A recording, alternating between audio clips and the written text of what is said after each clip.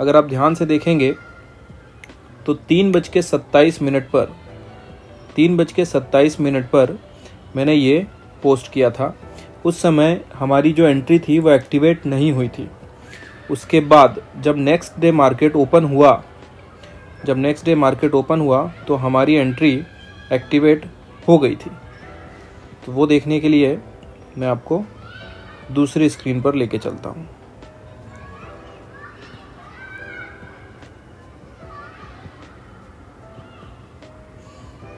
ये देखिए, मैंने कहा था कि हमारी entry HL 2.5% up from my entry.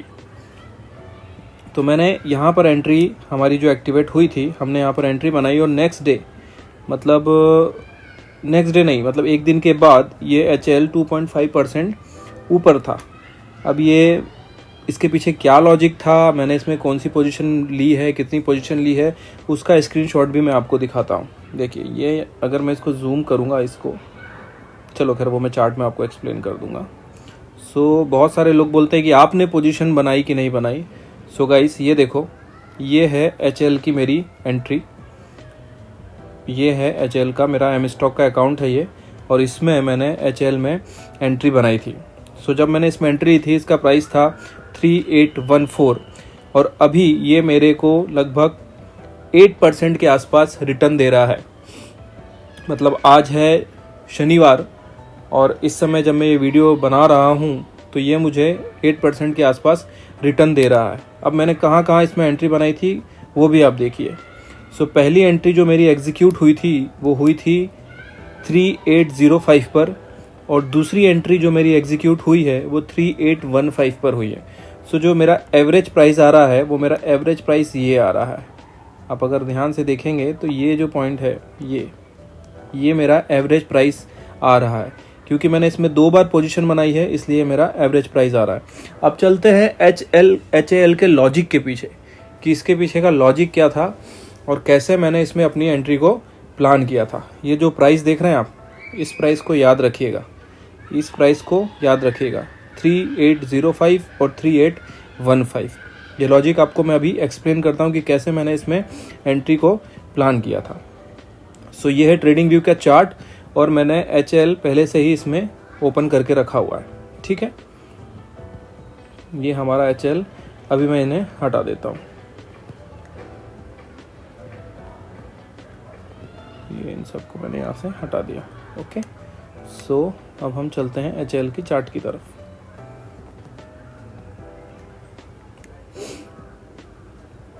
One day में मैंने HL को कैलकुलेट किया था।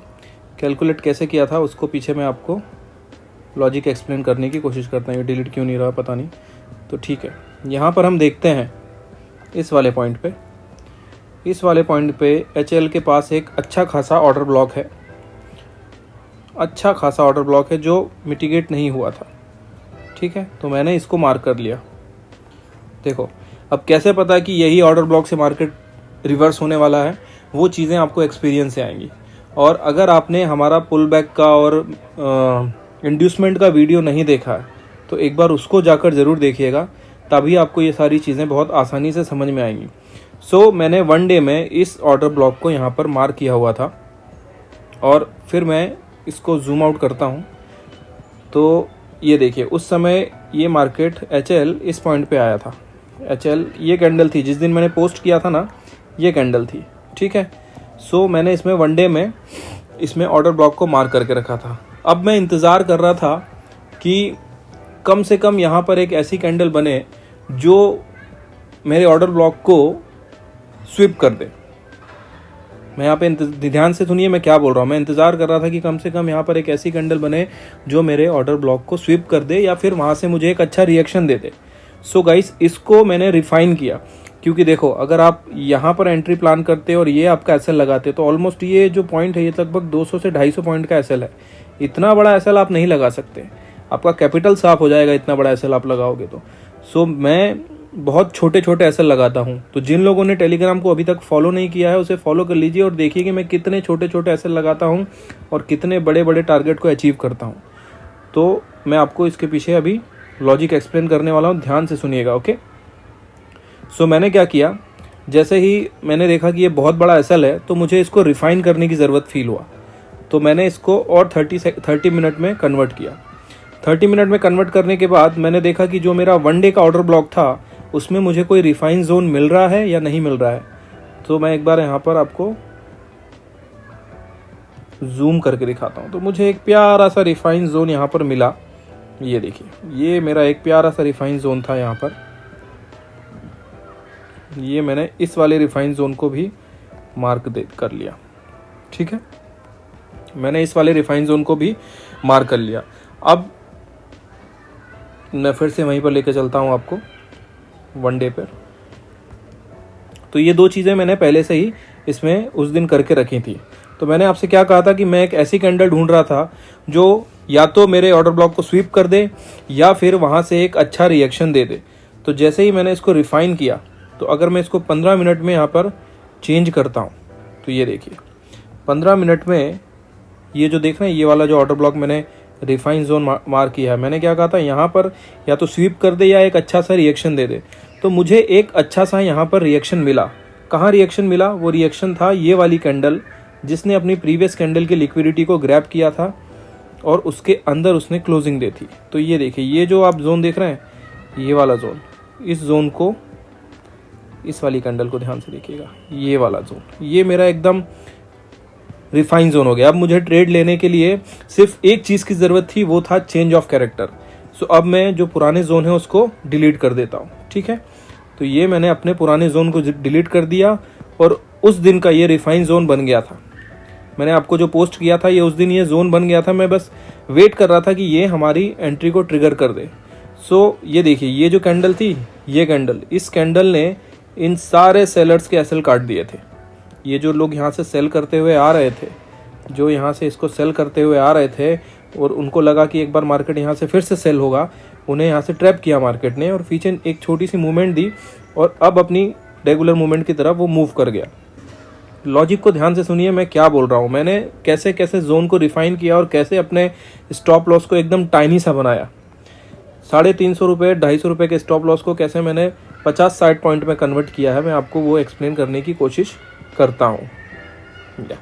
ओके, सो ये देखिए, मैं यहाँ पर इंतज़ार कर रहा था कि मुझे कम से कम एक चेंज ऑफ कैरेक्टर मिल जाए। तो ये देखिए, ये जोन को मैंने यहाँ पर मार्क कर लिया। ये देखिए, इस जोन को मैंने यहाँ पर मार्किंग दे दी। ओके, ये देखिए, अब यहाँ पर लिक्विडिटी स्वीप हुई थी। ये जो आप ये जो कैंडल देख रहे हैं, इस कैंडल पर लिक्विडिटी स्वीप हुई थी। इसका मतलब है कि यहाँ पर अगर कोई इंड्यूसमेंट है, वहाँ पर ये मार्केट काम नहीं करेगा। अब ये मार्केट अपने ऑर्डर ब्लॉक को टैप करेगा ही करेगा। सो मार्केट ने क्या किया, मार्केट का जो ऑर्डर ब्लॉक था जो आप देख रहे हैं, ये जो ऑर्डर ब्लॉक मैंने मार्क करके रखा था, और अगर अच्छे से देखेंगे तो एक ऑर्डर ब्लॉक यहाँ पर भी बना हुआ है, इस वाले पॉइंट पे।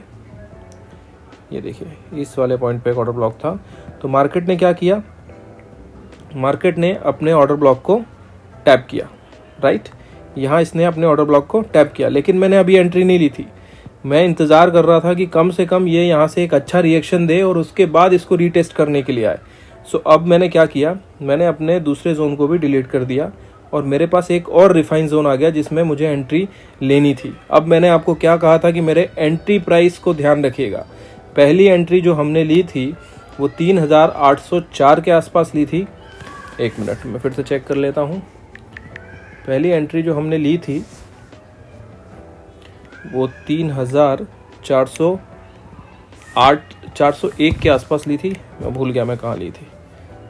जस्ट मिनट मैं चेक कर रहा हूँ। स्टॉक में जो पहली एंट्री हमने प्लान की थी, एक मिनट में यहीं से दिखा देता हूँ आपको। तो हम यहाँ चले गए। Okay fine.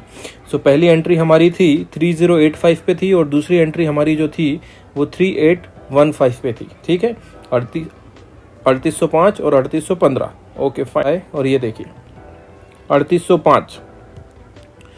तो ये जो मैंने ऑर्डर ब्लॉक लगाया था पहला, ये जो रिएक्शन देख रहे हैं ये फेक रिएक्शन था।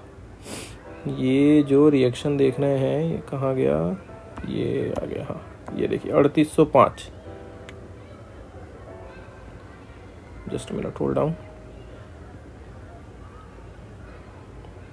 Okay, fine fine fine, okay fine.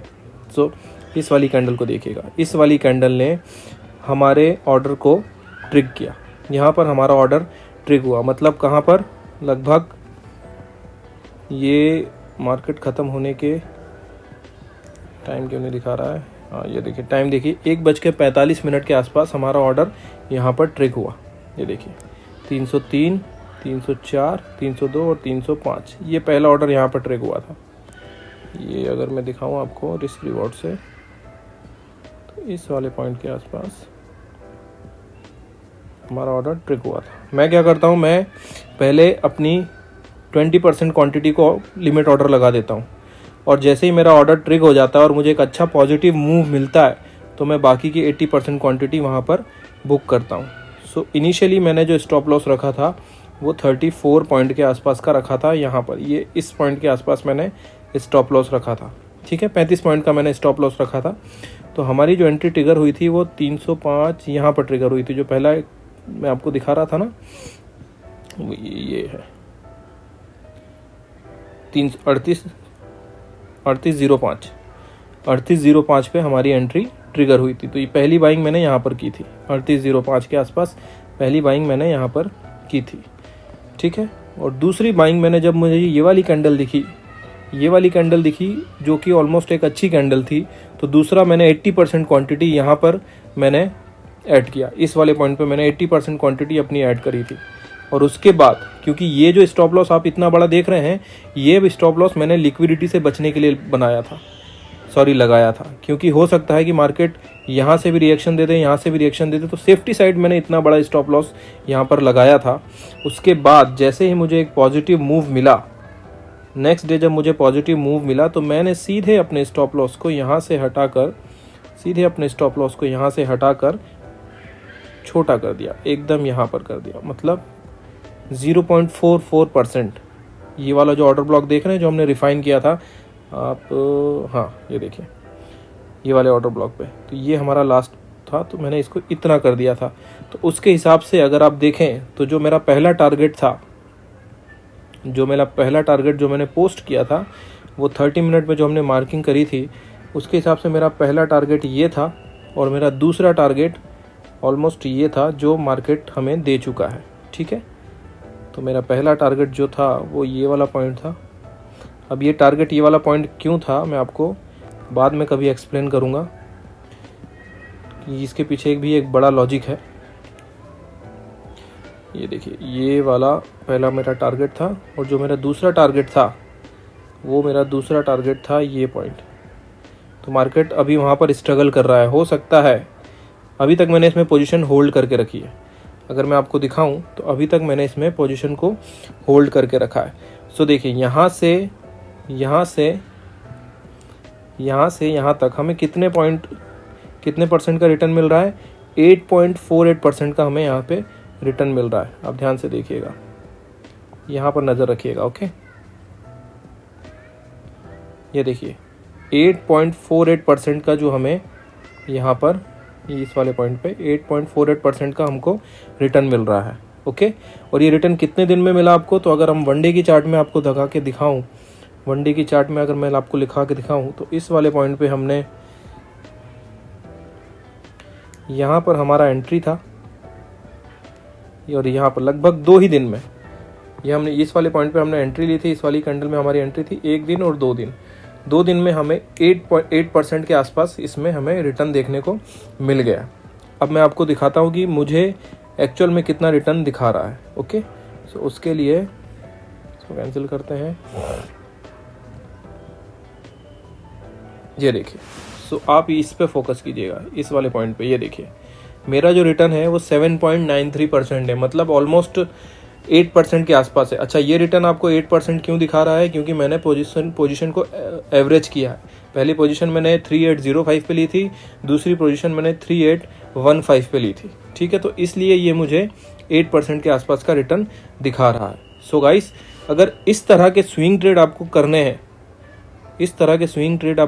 हैं, और इस तरह का लर्निंग कंटेंट आपको सीखना है, तो आप हमारे टेलीग्राम चैनल को सब्सक्राइब कर लीजिए, क्योंकि मैं वहाँ पर ये सारी पोस्ट रेगुलर डालता रहता हूँ। सो अगर आप रिस्क रिवॉर्ड की बात करेंगे, अगर आप रिस्क रिवॉर्ड की बात करेंगे तो पहले ये जो ड्राइंग है इसको मैं हटा देता हूँ। सो हम कैसे बड़े बड़े मूव को कैप्चर करते हैं छोटे छोटे एसएल के साथ में, आप अच्छी तरह से सीख जाएंगे। तो हमारी जो पोजीशन बनी थी, हमने यहाँ पर पोजीशन बनाई थी,